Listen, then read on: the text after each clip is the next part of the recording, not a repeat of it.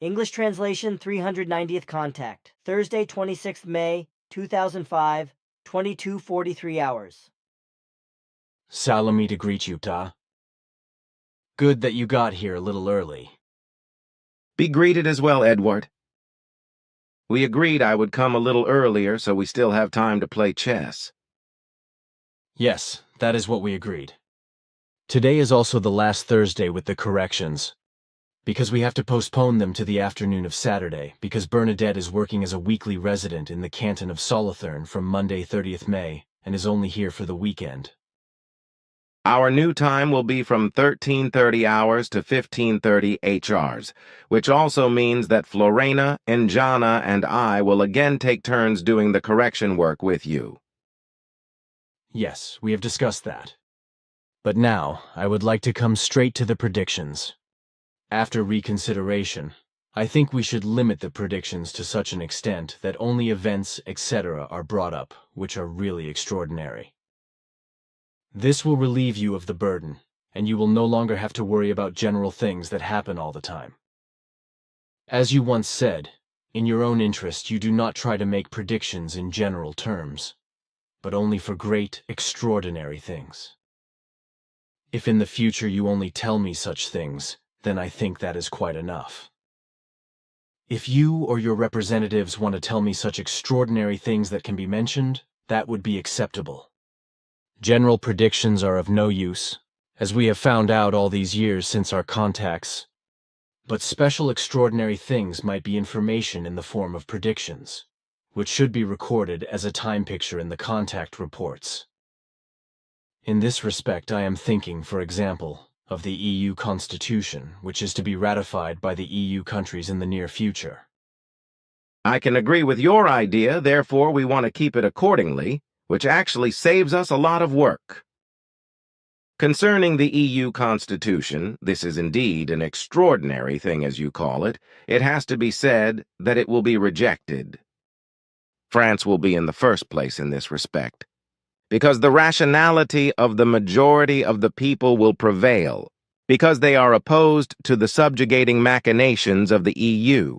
This fact of opposition to the EU by the majority of the people will, however, be slanderously interpreted by the EU supporters, antagonists, and know-it-alls to the effect that the people did not vote against the EU, but against the policy of the French government by rejecting the Constitution. This is not true, however, because those who are rejecting the EU Constitution are anti-EU for good reasons, which is why they will oppose the Constitution. France's action in this sense will have consequences, after which the Netherlands will follow suit and give the EU another setback. By rejecting the Constitution, the European Union is suffering a very bitter, even a huge setback, which will have unpleasant consequences for the EU.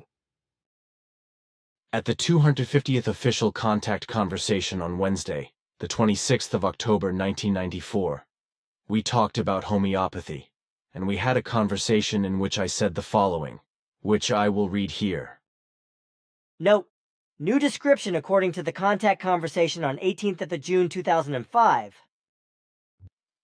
We have already talked together about homeopathy and Bach flower products, and you explained that they are not applicable for curing diseases, because the most different diseases cannot be cured with homeopathic remedies and Bach flower products. However, this also applies to medicines of modern orthodox medicine, etc., because the most diverse diseases cannot be cured with such medicines. One must not only think of cancer, but also of many other diseases, especially those of which little or nothing is known in medical science. Homeopathic remedies and Bach flower products, I remember your words, are so far good and right, if they contain sufficient quantities of the relevant active ingredients to be used in diseases that can be influenced benignly by these remedies. Otherwise, they are to be rejected as humbug, just as conventional medicines of orthodox medicine, if they are unsuitable or even dangerous for the corresponding diseases.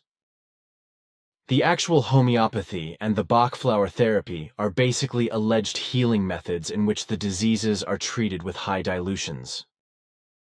As a result of the effect, phenomena are supposed to be produced, which first of all intensify the symptoms of the illness. If sick humans also take such remedies, they are supposed to be attacked first by the symptoms of the disease against which the remedy is supposed to be effective. It is therefore possible that sick humans show increased symptoms after taking the remedy and, so to speak, are heading for a climax. Homeopathic remedies and Bach flower remedies cannot be regarded as actual active ingredient medicines, because they are absolutely useless in this sense, and therefore as dilutions, as you say. Nevertheless, the active substances as such, which are used for homeopathy and Bach flower therapy, are effective if they are not diluted. A distinction must be made between remedies that consist of pure active ingredients or of dilutions. Methods with pure active substances fulfill the purpose, but dilutions are useless and ineffective. The lowest permissible dilution is that the remedy is taken with some liquid. This applies to all healing agents that are extracted as essence from plants, crystals, quartzes, salts, minerals, or precious stones, etc., although in this respect many substances and possibilities are still unknown to earthly medicine. With regard to Bach flower products and homeopathy, even low dilutions have very little or no healing effect. All active substances of all kinds contain information that becomes effective when the medication is taken, so that not only the active substance alone is important for healing, but also its information. Thus, every active ingredient, whether toxic or non-toxic, whether soft, hard, liquid, gaseous, or crystalline, etc., has its information through which a disease is combated. But this has nothing to do with homeopathy or Bach flower therapy. An active substance molecule is bundled with countless other active substance molecules, and each of them carries certain information within itself, which is impulsively delivered to the sick body and brings healing to it. This is the case with both natural and conventional medicine remedies.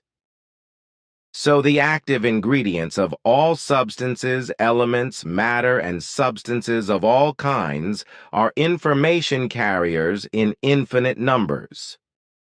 That is, each molecule of active substances is, as already explained, bundled with innumerable other molecules of active substances, whereby each of them, according to its form and type, carries very specific information and radiates or emits it continuously.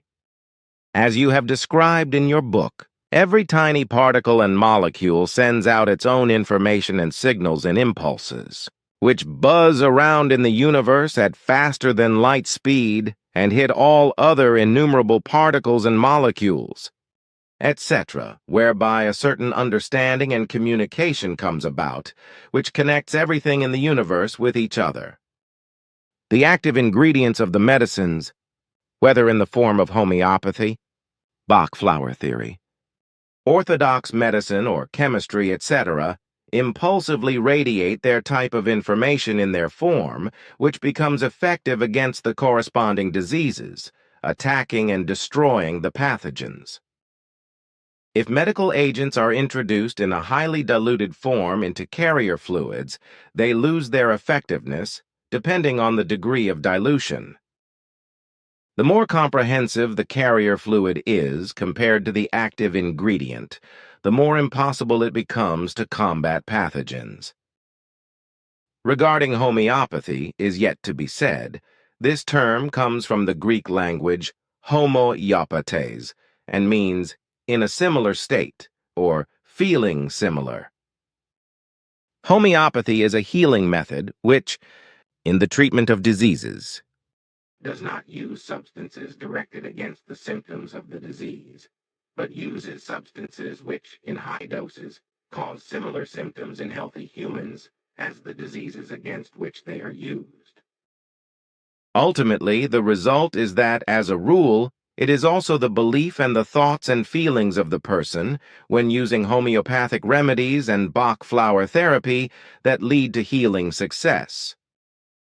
And it is a fact that active ingredients that are already present in lower dilutions do not bring any real healing effect, nor do those that are very highly diluted. Well, on top of all this, I have one more question I would like to ask you. We once spoke of the fact that the signal effect in homeopathy is of a different kind than the one you mentioned in your statement. If I remember correctly, then you said that the attitude of a person and his or her thoughts and feelings, as well as the psyche and consciousness, and thus the entire mental block, also play a very important role. However, this is only the case if there are only very high, dense dilutions of the homeopathic remedies. That is to say, only if there are no more active substances in the signal carrier fluid, which is the case after only a few dilution processes. What can you say to this? Unfortunately, we discussed this outside of an official conversation, which is why nothing is written about it. I would also like to say that I have tried various homeopathic remedies over weeks and months, but they have not helped me in any wise against my ailments or diseases. Only when I got the pure active substances and applied them did an improvement and healing take place, for example with an arnica substance, etc. You do not get involved in imaginings and in beliefs, which is why no effect could be achieved. The signaling effect you mentioned regarding homeopathic remedies in relation to human beings is based, as you correctly said, on the mental swinging waves, energies, and powers, whereby these basically arise from the thoughts, feelings, and psyche, as well as from the consciousness, whereby the whole is called the mental block. Basically, these energies and powers are based on imaginings and on beliefs. The mental swinging waves reflect and embody, through the thoughts, feelings, the psyche, and the consciousness, their energies and powers, which are controlled in relation to homeopathic remedies in such a wise that they produce positive and thus soothing or healing effects with regard to suffering and illness. This use of the mental swinging waves, as well as their energies and powers, works in a similar wise as the healing of consciousness, which is erroneously and misunderstandingly called spiritual healing, which does not exist in reality. The process of consciousness healing is based on a telepathic suggestive emission of mental swinging waves, energies and powers, which cause the recipient to unknowingly develop strongly self-suggestive mental swinging waves, energies, and powers, through which a self-healing is brought about. This means that no person capable of healing consciousness is able to relieve another person's suffering or heal another person's illness through their own energies and powers.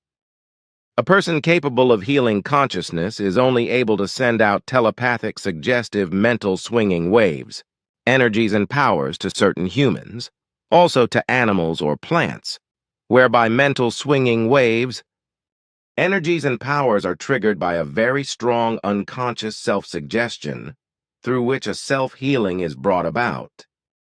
The process of the aforementioned further signaling effect of homeopathy is now based on the fact that the person to whom the homeopathic remedies are administered unconsciously suggestively stimulates his or her mental block to produce a comprehensive mental swinging wave with its energies and powers, whereby in this case self-healing is also triggered and realized.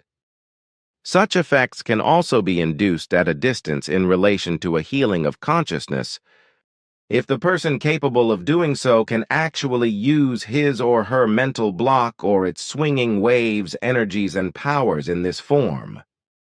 This is in complete contrast to the application of homeopathic remedies, where direct, acute self-suggestion leads to self-healing, if the homeopathic remedy contains no active substances, but only active substance signals that truly only have an effect through belief-based means. And because the active ingredient signals are retained even when an active ingredient is diluted millions of times, it is said that the healing effect is based on a signal effect. But this must be understood in the sense that it is not the signals of the homeopathic remedy itself that bring about relief or healing, but that they only have a mediating function or a belief function to the mental block, which then begins to work suggestively in such a wise that very strong mental swinging waves, energies, and powers are generated through which self-healing ultimately takes place. Homeopathic medicines, it must be said again, are only of effective remedial use as active substance remedies if there is only a slight dilution, just as long as the active substances are still present in a larger verifiable quantity. With the number of dilutions, the active ingredients dwindle and therefore become weaker and more useless, whereby in the end only the signal effect remains, which I have already explained in its effect. The uselessness of homeopathic remedies already starts with a low dilution, because basically only the pure active substance is useful and soothing or healing in a comprehensive wise. Aha! Then I succumbed to a misunderstanding, because I was of the opinion that the signals of a homeopathic remedy would itself bring about relief or healing. In reality, if I have now correctly understood that the signal effect, even if it is billions of times strong, only has an indirect effect on the mental block and thus on the alleviation or healing process, but is in no way capable of producing a direct effect. Do I understand that, my son? You got that right, Dad. Ha ha ha. Aha! It is based on the principle of how you treat me. Yes, that is what I mean. Then I would like to ask you something about smoking. If I understood you correctly lately, well over hundreds of thousands of humans worldwide die as a direct result of smoking, while at the same time more than half of that number die from passive smoking. Is that correct? And what data is available on this for Switzerland? Do you know something about it? You heard me right. The ratio of 100% smokers to passive smokers is 53.06% on average.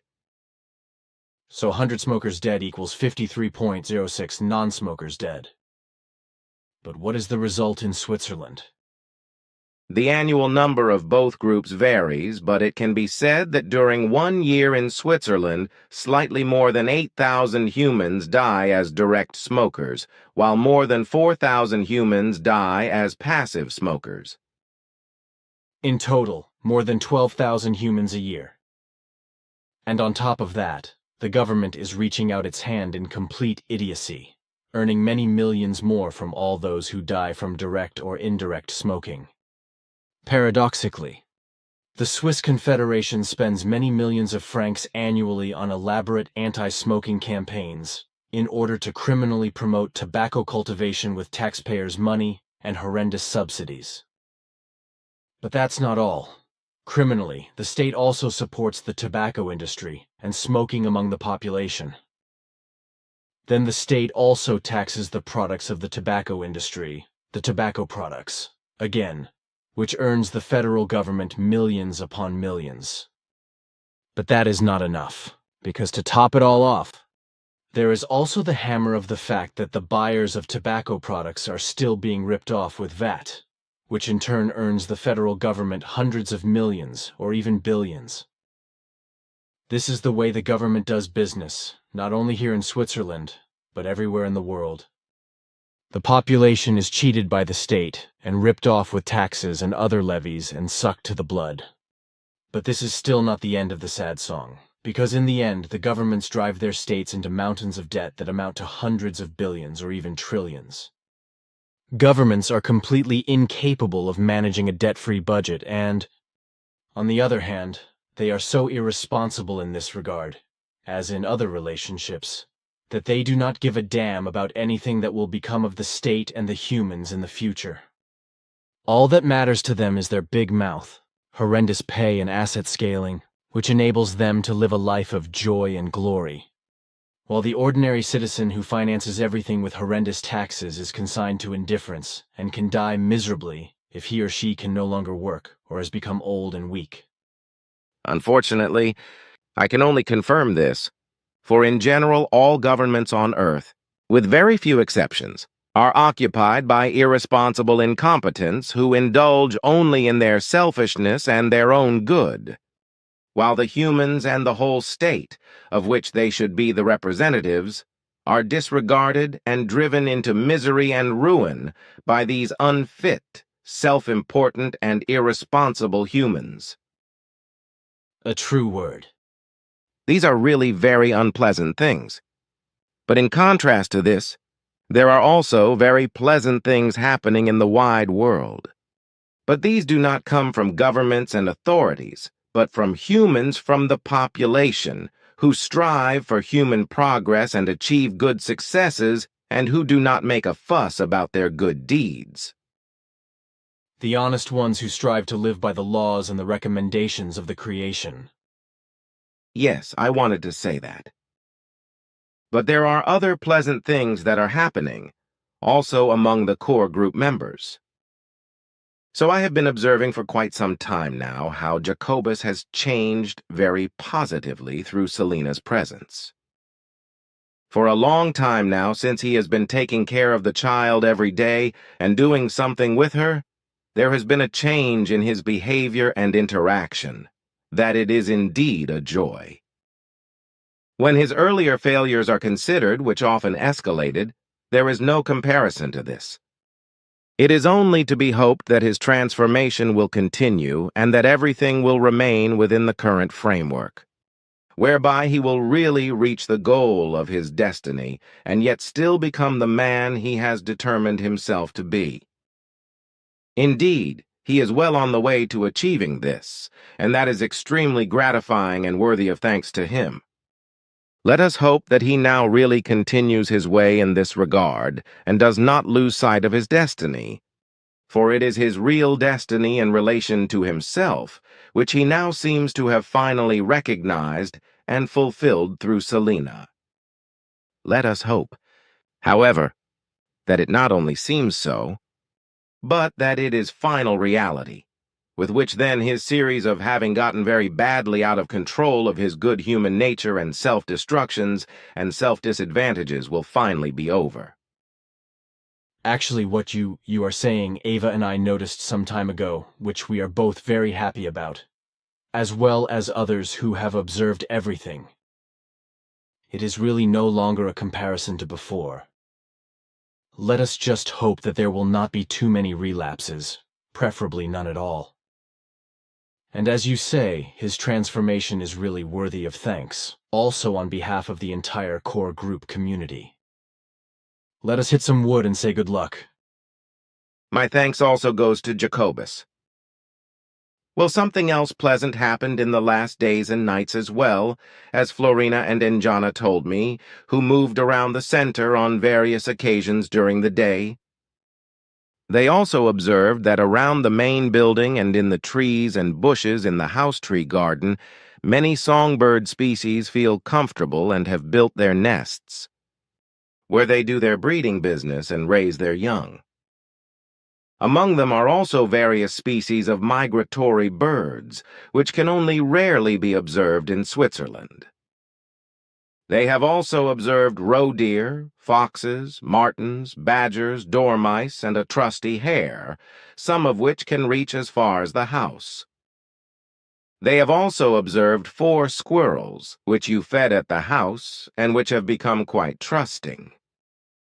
In this regard, Florina and Enjana have on several occasions observed how you fed these small animals by tapping the floor with nuts and holding a nut in your hand, where the squirrels took it away. Other center residents could do the same, as well as 2 children who were in the center. Florina and Enjana have captured on devices these events and your bird and animal life, which we do not have on Era, and which we will show to our humans via the remote viewing systems. It will be a joy and surprise to our humans to see what a little paradise the Sim-Ya-Se Silver Star Center really is. Not only in terms of the whole environment, but also in terms of the bird and animal life. Also different lizards, beetles, butterflies and honeysuckers, also pigeontails, but also a lot of insects and beautiful night revelers, like moths, etc., 2 owls, several bats, an eagle owl and a normal one, as well as a barn owl, together with different day birds of prey, like buzzards, falcons, sparrowhawks, hawks, and kites, which are unknown in their earthly forms here on Era, have been captured by Florina and Enjana on their devices. I did not know that. But it is a pleasure to hear you say that. And I think I can say that our center is really a little paradise. You can say that out loud.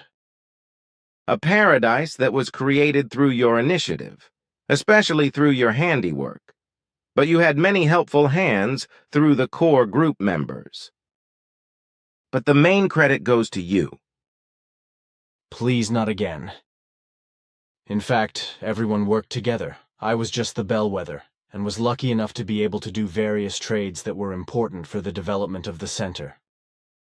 Handicraft skills, but you learned them on your own initiative. That is enough, my friend. Let us talk about something else, please. If you have no more questions, then we can still go outside and walk around a bit where we can talk. Afterwards, we can play a game of chess together. Gladly, my friend.